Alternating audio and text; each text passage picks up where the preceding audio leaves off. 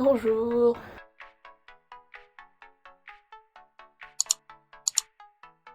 Bienvenue dans ce vlog numéro 8, dernier vlog de ma dernière semaine en Erasmus, puisque aujourd'hui c'est le grand départ, on s'en va tous de la maison. Je suis en train de faire mes derniers sacs. Je pense que je suis actuellement à 60 kilos à porter jusqu'à l'aéroport.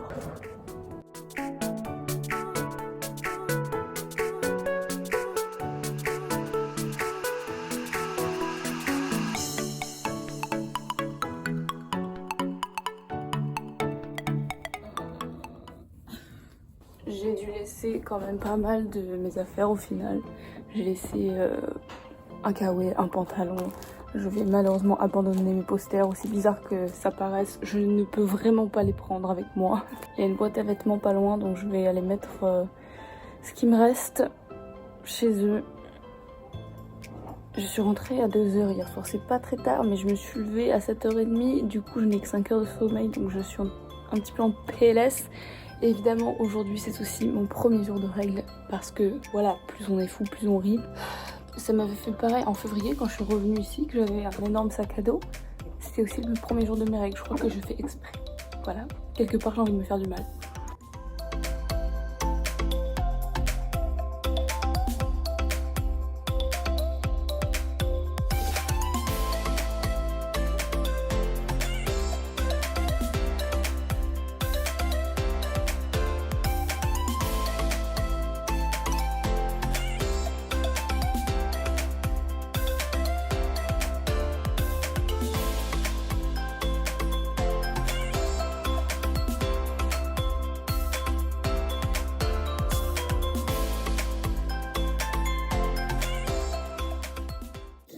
Je viens d'arriver à Toulouse et là le mec de la douane qui vérifie mon passeport, j'arrive, je lui dis bonjour, il me fait bonsoir.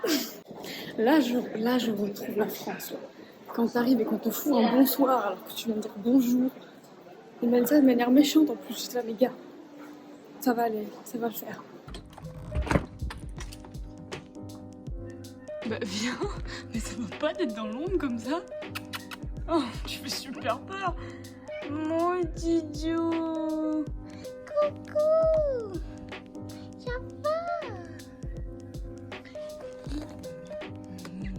va? Magnifique tartare à tomates concoctée à 5h du matin.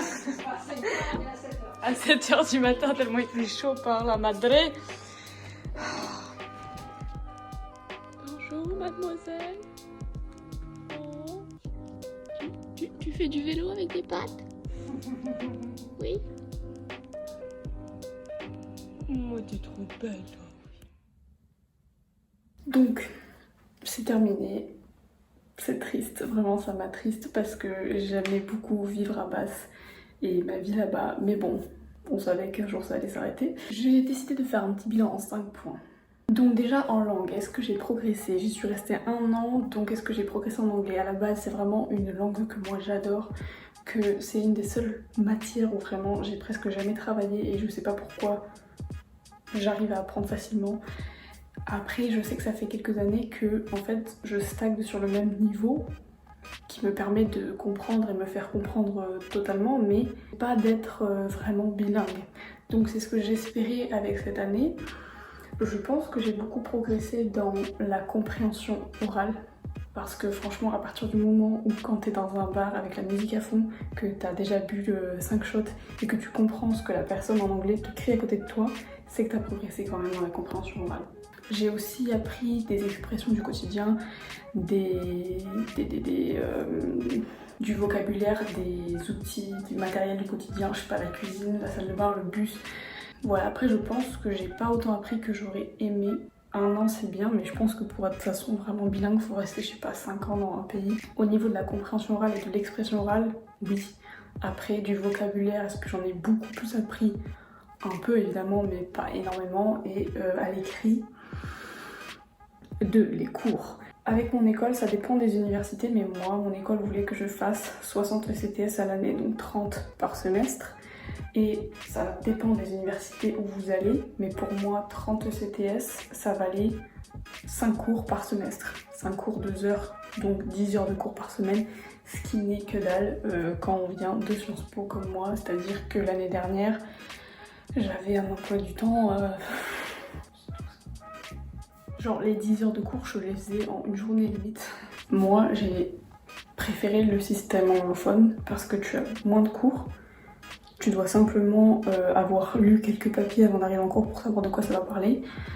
Du coup, quand t'es en cours, tu sais de quoi tu parles, tu vas pouvoir déjà être actif, tu vas comprendre ce que le prof te dit, tu vas pouvoir rebondir si t'as des questions et pas être là à découvrir sur le fait ce que le prof veut t'apprendre et à écrire comme un fou pendant 2 heures. T'arrives en cours, tu sais de quoi tu parles, tu vas pouvoir poser tes questions, tu t'es actif. Ouais. Des fois, j'avais que 1 heure de cours pour un cours et du coup, c'était 1 heure qui passait hyper vite parce que tout simplement, pendant 1 heure, tu peux tout à fait être concentré. Voilà. Alors que 2 heures en amphi avec un vieux monsieur qui te répète son cours, le même cours depuis 1993,